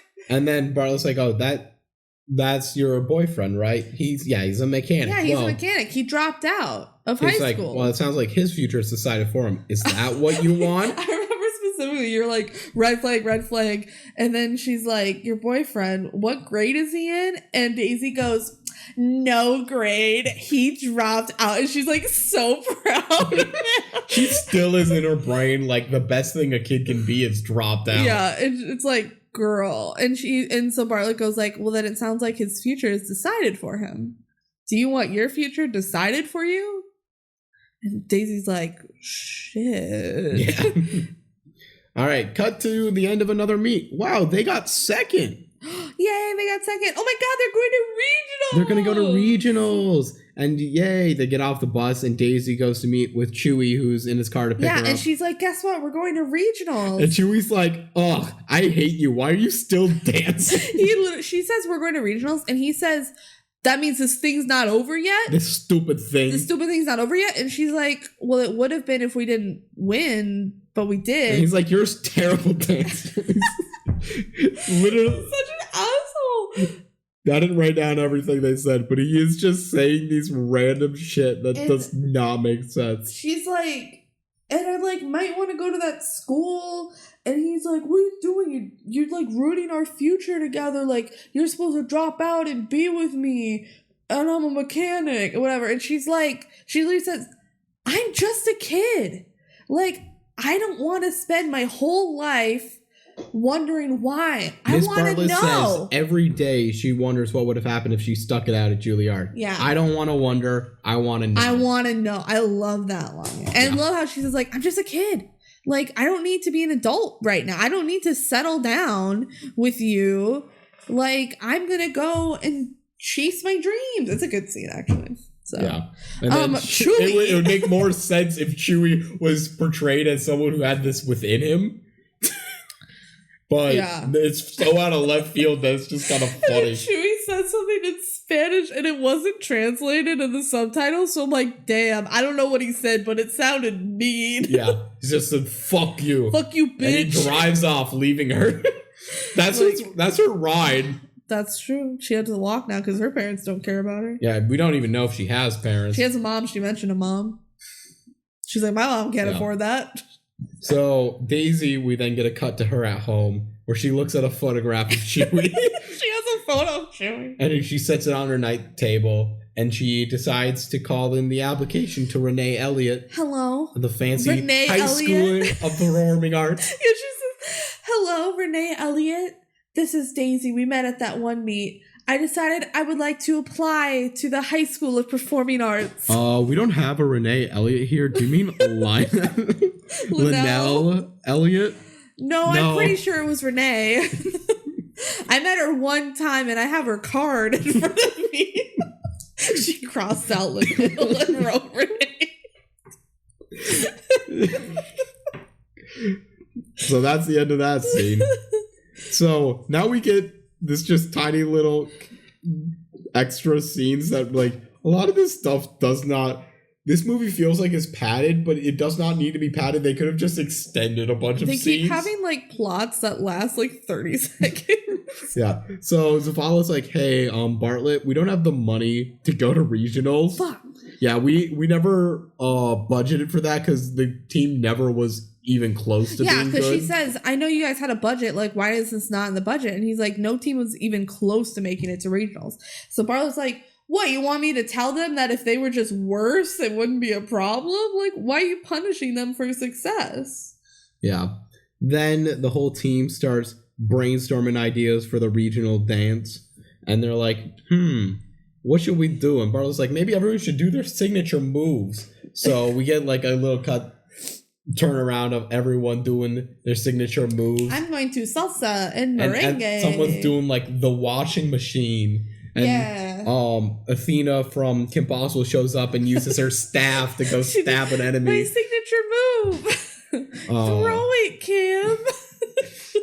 This is very much like a home cooked podcast, this one. I feel like we were referencing other stuff too much, but whatever. I'm having fun with it. Go watch the Kim Possible episode. I think it's one of our better ones. Yeah, everyone's doing their special moves and they're teaching each other their special moves and they're all relating to their personal backgrounds. They're dancing and having fun. Hooray! Hooray! Oh my gosh, we can coordinate our like traditional ethnic backgrounds into this. And I'm the white teacher and I think it's cool. Wow, she's grown. I don't know if she saved these kids or the kids saved her. So, oh my gosh. An old work friend shows up to Bartlett's house, and he's like a guy in a suit. He's like, "Hey, let's go chat and talk." And she's just in her house cooking, and he's like, "Hey, so I got another job available for an online marketing company that's aimed for like preteen girls or teenage girls." Yeah, it's the way he describes it. For so you. Weird. It's perfect. And she's like, no. And he's like, what are you making as a teacher? She says, enough, but like, obviously not a bunch. She's and he's in like, this big, beautiful house, though. Yeah, houses can be deceiving in terms of prices. And he's like, Well, the offer is going to be for at least double what you're making right now. And also, everything about this job is going to be perfect for you. Just give the guy a call. Yeah, you could live in London. You love London. And she's like, I don't want to move. She's like, all right, I guess I'll just take the interview. It can't hurt to just take the interview. Yeah. Cut to school. Uh-oh. Yoli, remember America Ferrera? She's in this movie. We haven't really talked about her much, honestly. Yeah. But here we will, because she's failing math. No. Yeah. So the kids are worried about her being kicked off the team because in this grade check-in, she has a D, and that's not allowed. Then Marisol shares the rumor she heard about Bartlett's job and that she's going to take a job with internet company. No. Oh no, she's going back to her real life job? No. Yeah. So then at dance practice, all the kids are fighting about if she's gonna take the job or not. Yeah, so like Esmeralda's like, I don't believe it. She would never leave us like that. And Daisy's like, no, she would leave us in a heartbeat. She sucks. Bartlett comes in during this. Again, she always shows up late to practice. Exactly. But whatever. And she hears some of this stuff. And all the kids start talking to her once they realize, and she's like, it was a very generous offer that I got offered. And Daisy's like, once a quitter, always a quitter. So presumptive. It's so rude after they had this huge personal moment. That's probably got to sting so hard for her. She could have taken that really hard, but whatever. Yeah, but she's like, I turned it down, though. Yeah, so we're going to be doing this. And everyone's like, yay. Okay, now back to problem A. Yoli's failing math. Yoli sucks at math. So, can you guess what solution they come up with for all of their problems? Bartlett convinces Zavala that Yoli can just count the cash at their fundraiser they're about to run for going to regionals, and that will count as extra credit to get her a D. No, above a D. Yeah. Yeah, because math is counting money, which is technically true. But also, that's just arithmetic. Are they really in arithmetic class right now? Are they in addition class? I really doubt it. Maybe it's accounting? Ooh, that'd be fun. But I doubt it. It's just like, yeah, Yoli will be in charge of the money, and that's good enough. It's a dumb little plot point. They honestly didn't need this plot point at all. No, they really didn't. Because they already they need money, and that makes more sense. Yeah, they really didn't need the Yoli thing, but whatever. I guess we just got to know that Yoli's dumb. That was one of the rules, was that you have to be good at school. Yeah, but we never see anyone get kicked out for not cleaning their sneaks. It's because they keep their sneaks clean. Yeah. Well, why don't they keep their grades up? Yoli sucks at math. All right. So they go to the car wash / party / barbecue fundraiser. It's hard to tell what part. Farmers market / There's a lot of stuff going on. It's hard to tell what part's the dance team, what part's anything else. I think it's all the dance team and like the parents also helping. Yeah. So everyone's having a good time. That's a fun little thing. And Yoli's doing all the math. Yeah. And they find they're about $100 short. So they can go to regionals. Yeah, like and really, they can give the bus everything they needed. They just don't get to have the new uniforms that they want. Yeah, they're like, we have enough for the bus, but not enough for the uniforms. Why do you need new uniforms? Well, I think they would have gone anyways with this amount, but they're just like, oh, if only we could make $100 more. Bum ba da dum. Guess who pulls up? It's Chewy and a whole gang of cars from the mechanic shop that he works with. Yeah, apparently the mechanic shop, every time they work on a bunch of cars, they also clean them. So he like convinced his boss to bring the cars here. Yeah. So that puts them over the top, especially after Yoli convinces them to also get waxed for like $15 more.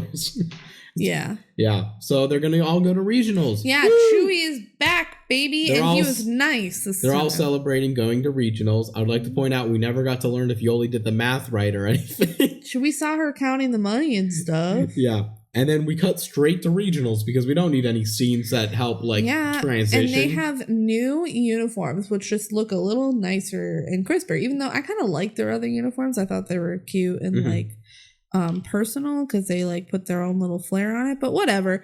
They're in like these good new uniforms now. Yeah. So at regionals, Renee, definitely not Linnell Elliott. Yeah, Renee Elliott. Yeah. She says, "Oh, hi, Daisy. I see you again." Here, and Bartlett and her meet, and they just be like, "Whoa." Daisy gets real nervous about this all because now she's dancing in front of her and she's actually trying to get into the school. So they all get ready for the competition. They're in their new uniforms, and we see another team dance. And guess what? They're killing it. They're killing They it. do their whole routine. Wrote pom-poms ablaze. I agree.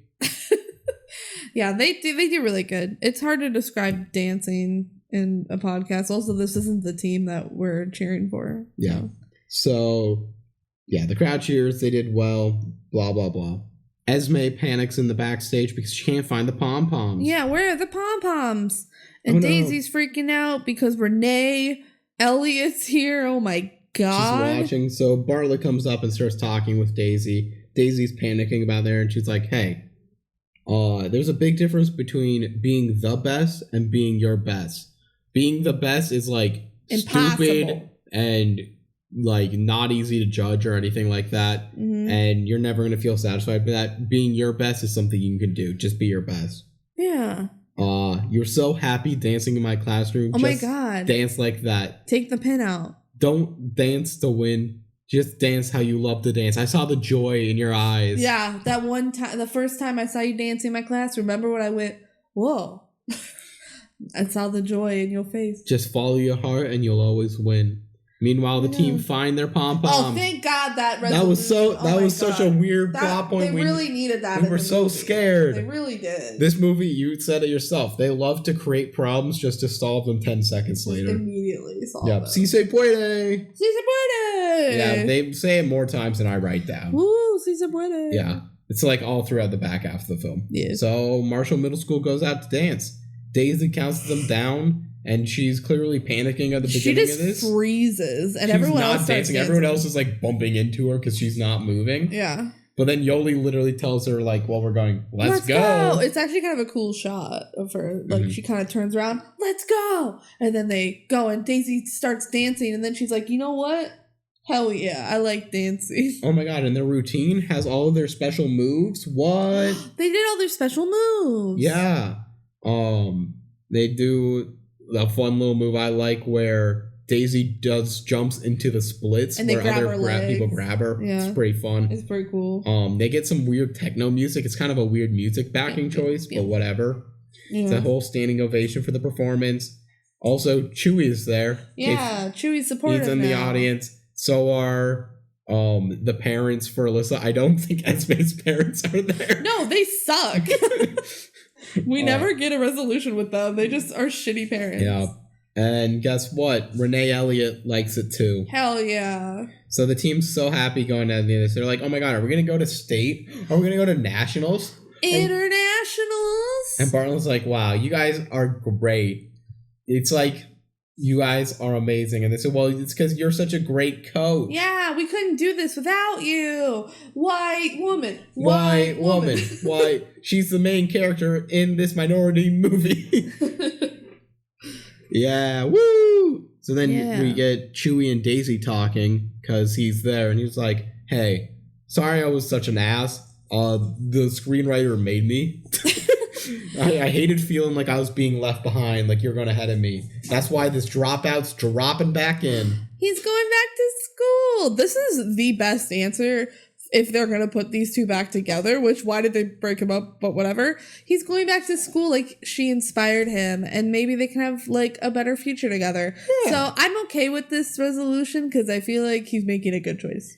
Yeah, and he's proud of her, and she's proud of him. Yeah. And it's a good moment. I just maintain there's a 5-minute moment that makes no sense for his character. Where he's just an ass. But the truth is, it's 2 scenes. One where it's just Daisy saying all of his red flags that we have not been seeing this whole movie. And a second scene where he is just a terrible person, and it makes no sense based on any previous footage. Yeah. Yeah. But they're all there. So Bartlett and the team dance in the hall while their team leaves. Yeah, Zavala goes and takes a photo of them. Mm-hmm. They all say, si se puede. Si se puede. And we get a freeze frame on like some pom-poms. And it says, Marshall Middle School got 2nd place and went on to nationals. Which is very funny when this is a fake school.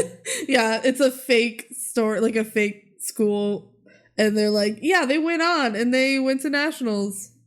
This ain't based on a true story. And it's so funny because we paused it here so that Benji could write down what it says, and we're like, clearly there's going to be more, and then it just was over. We got the one text that says they went to regional or they went to nationals. Hooray! And that's got to kick it up. Oh my god! In conclusion, do you have to kick it up? You gotta kick it up. All right. Thank you for watching. Thank you for listening. This movie's fun. I had a good time. Yes, it's white savior, and I do believe it would be greatly improved if the teacher came from a similar background where she was like underprivileged, Latina. She like worked her way to Juilliard and then quit, and now she's like back to her roots teaching. Yeah. I think because then they would relate to each other even deeper. I mean, even if it was also just like a different minority. That would help a lot. For sure. It's such a stereotypical white savior, and like the problems with white savior movies, it's just honestly way more how many they are and how much it's just like, yeah, white people, you don't have to feel bad. Like you're going in and helping these underprivileged communities lift themselves up. And it's like there's just the generic ickiness that surrounds that. But when you're avoiding that, this movie's fun, but never. It always feels kind of like a little bit of junk food of a movie for me, where I don't like it for that much deep. Mm. I feel like I like it because a lot of the scenes are stupid, but not even stupid in a crazy way. It feels like some cheap enjoyment, which is fine. I like it. It's good. Yeah, it's a DCOM. But it's not gonna wow me like some of the other films that I think are genuinely crazy fun.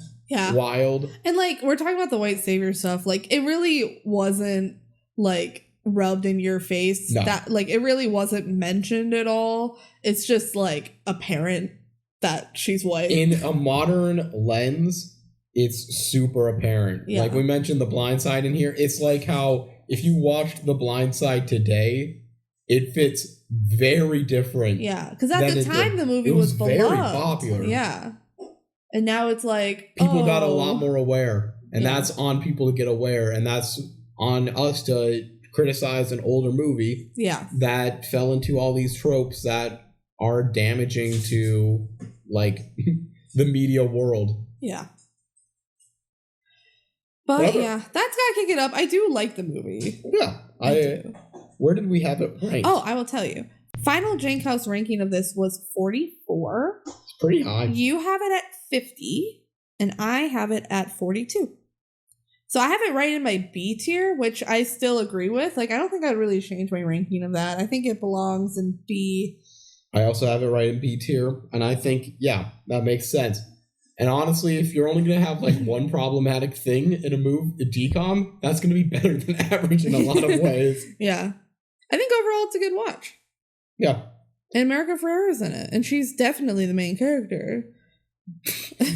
She's like arguably fourth. I know. But yeah. Oh my gosh, thank you guys for listening to us talk about Gotta Kick It Up. You just gotta. You just gotta. I only kick it up because I gotta. If you have any thoughts on this movie or any other DCOM, email us. That's thedcomduo@gmail.com, or any other of our platforms. Just go for it. If you don't know, we're on YouTube. We're on Spotify. TikTok. Yeah, we have a TikTok page that's pretty active. Check us out.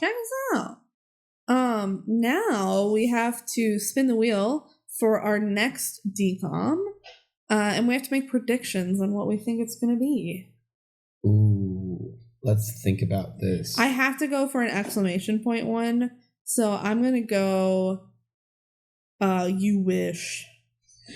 I will guess, it's going to be a bad one. We've had it too good lately. I'll do, what am I willing to say out loud as a bad one?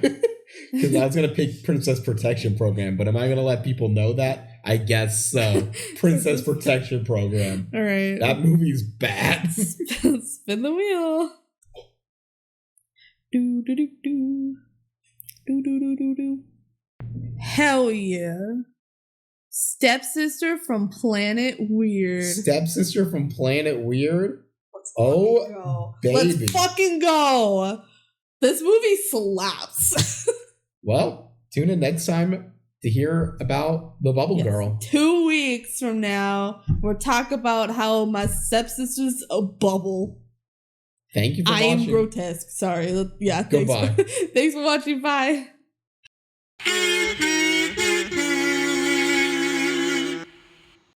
Scenes from our next episode. I am grotesque. I'm grotesque. We have to escape our bubble planet because the evil bubble's trying to pop us. The only thing I like in life is carbonated soda. View of like Alaska just randomly cut into the film. Whoa, my stepsister is pretty weird. Oh no, my bubble boyfriend was on the evil team the whole time? Oh my god, I don't really like my boyfriend anymore, but I kind of like my stepsister's bubble boyfriend. Everyone, let's take our air dryers and blow it. Quick, blow the bubble! I'm excited to watch this one again. I feel it's been a while. It's certainly something.